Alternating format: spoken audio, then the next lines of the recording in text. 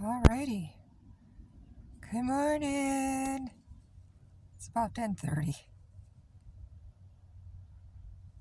Looks like I'm going to do 12. Well, looks like this will be extended into 12 rounds, this little journey. Or maybe more. Or maybe more. We'll see how today unfolds. Because I got another winter storm warning for Monday and Tuesday. Okay. So I just wanted to touch base this morning, and I wanted to show. You can see it a little bit. It's cold. Baby, it's cold inside too. Yeah. And I just wanted to record that.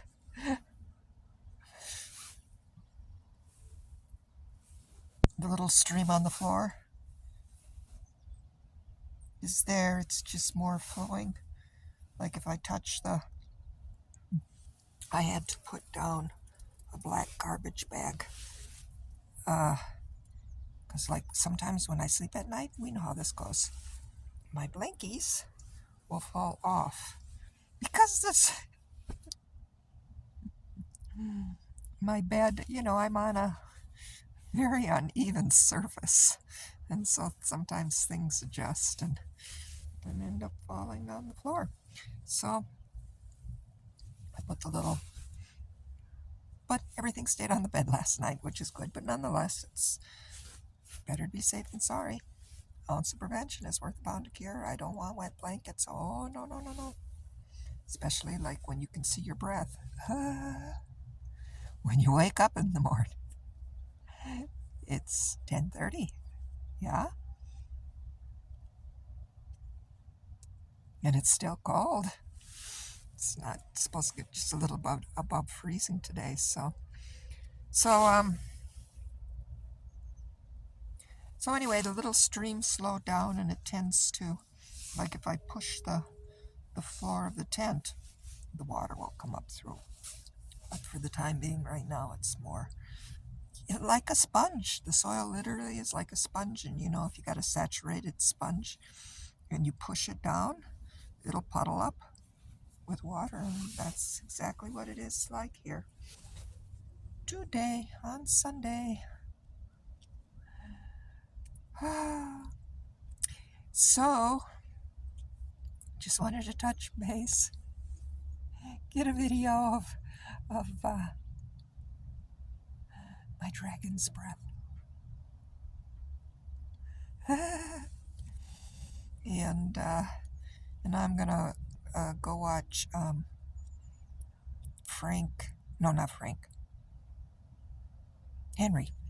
Henry Frizzoni or whatever. This guy is just amazing. When I listen to him, and when I listen, it's on the A Flash of Beauty, and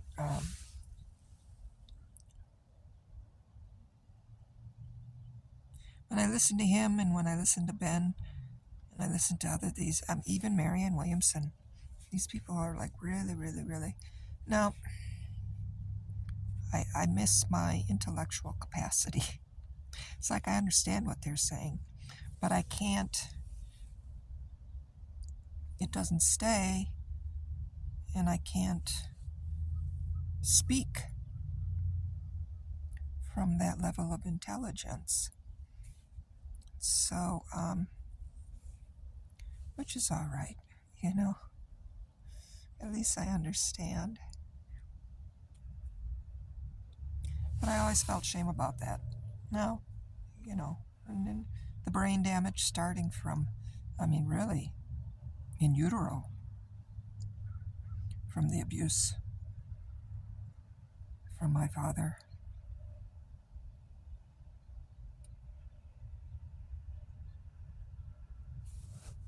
Figure that one out.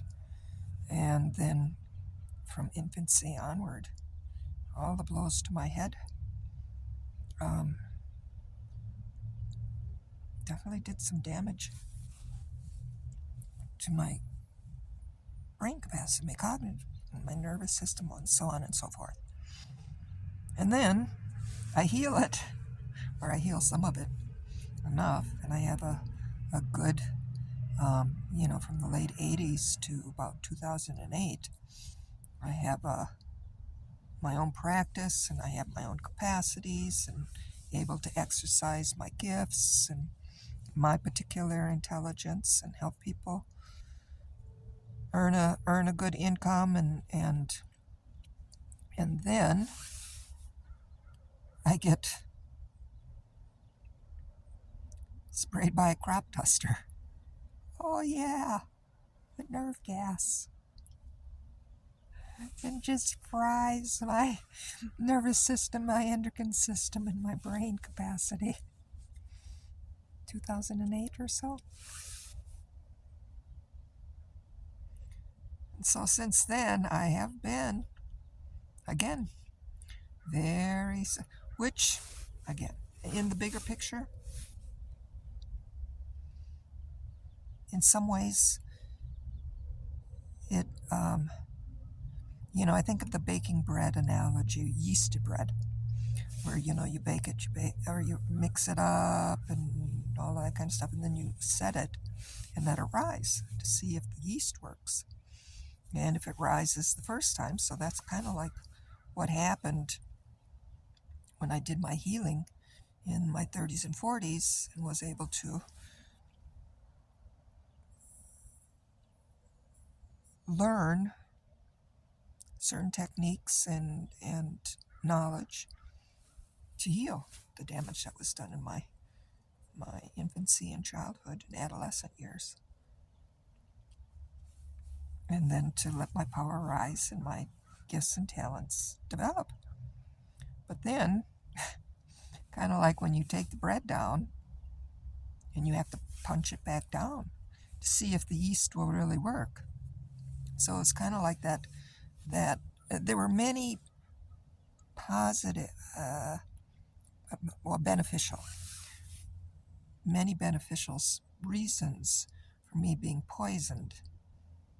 Because number one, it got me disconnected from people who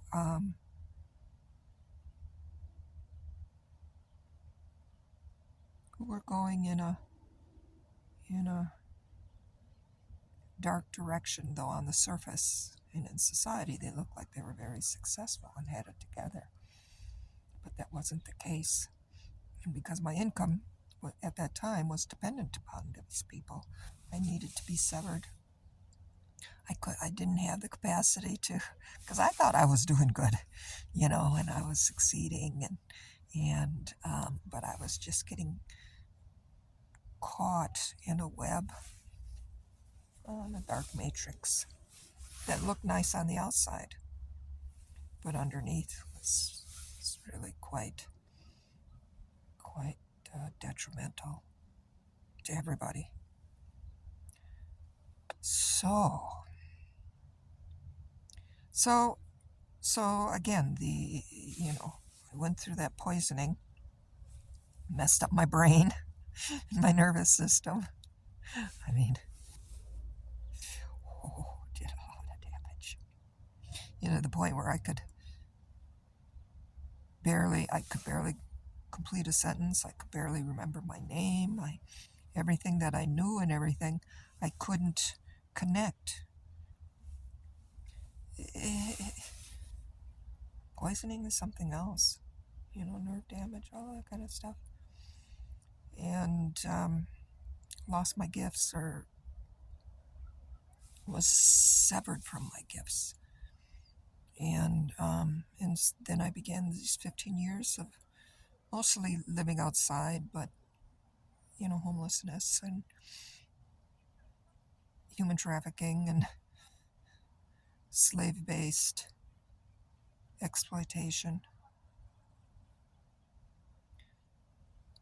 and freeing myself from that, and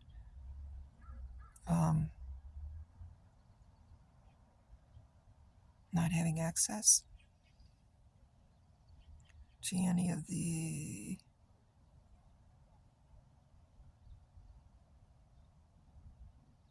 security systems, be it in resources, monetary, or anything like that.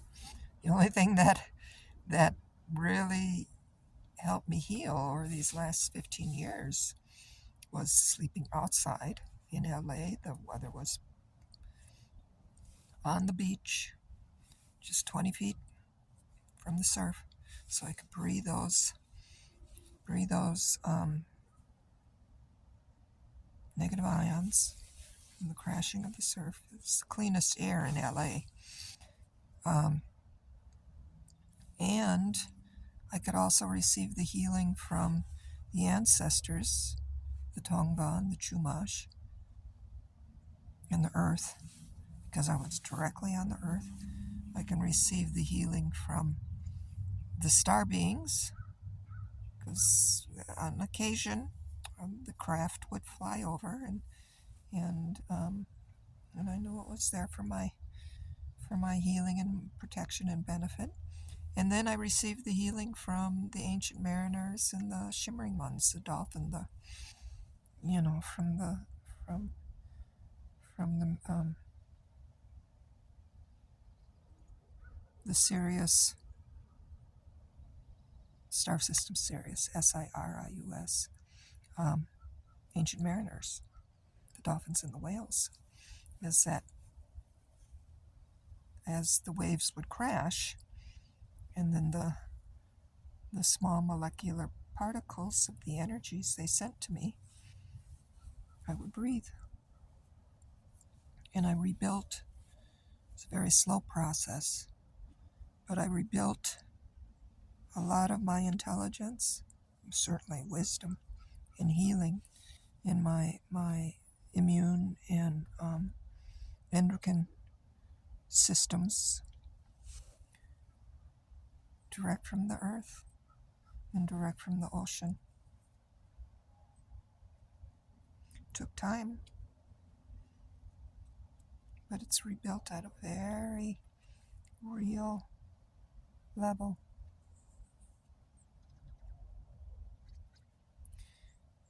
And so it's certainly not perfect. The birds are singing, but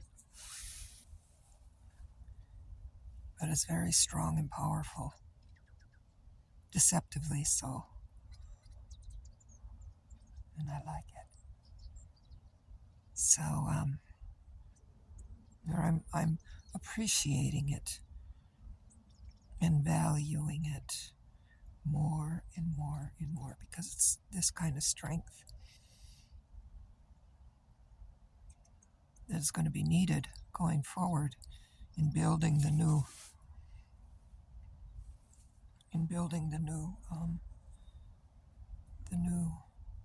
everything, social system, economic, not monetary. We're moving beyond money, but commerce. That's a good way to put it. The new commerce system and cultural, with the earth and with the ancestors and with the future generation who are already in those realities. And it was beautifully humbling. It really, my pride, even though I was a very modest person and very conscientious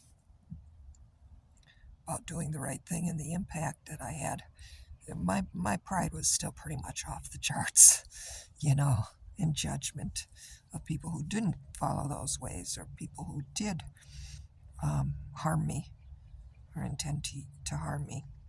I had to get past that. So these 15 years helped.